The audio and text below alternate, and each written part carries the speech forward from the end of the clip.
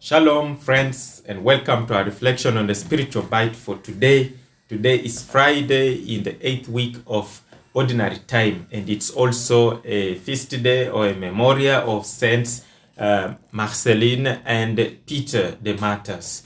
Today, Joshua ben Sirach, told us about the illustrious men of Israel and how he was singing the praises. He is actually calling them kind of the stars of the religion of Israel. Why are they being called the stars? Why are they being called the illustrious men? Why are they being praised? It's because of their way of life. It's because of their faith, their faithfulness to the laws of Moses, to the plans of God, to the commandments of God. This is why they are being called illustrious men. They are being praised today. Yesterday we had him praising God in the nature, in whatever that he created, gives him a reason to praise God. When he looks at the sun, looks at the clouds, at the sky, at the firmament, he looks at the seas, at the mountains, the beauties of the deserts and all that, it makes him praise God. Today, these illustrious men are also being praised for their faithfulness to God,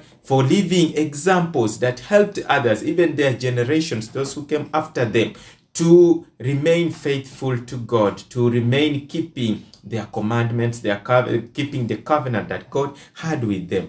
These people were guided by these commandments of God. So you and I also are being placed before this challenge by these illustrious men in the religion of the Jews to also adhere to the commandments that Jesus left us, the commandment of love for one another, love for others. This will also help us to be friends of God and to be illustrious in a way so that our names will not be forgotten in our world. It will be remembered, and our praises for having kept the commandments of God could be also examples to others. The saints have really given us these lessons, have really given us the examples of how faithful we can be to keeping the commandments of God, and the church will continue singing our praises, giving us as examples for others. And Jesus in the gospel is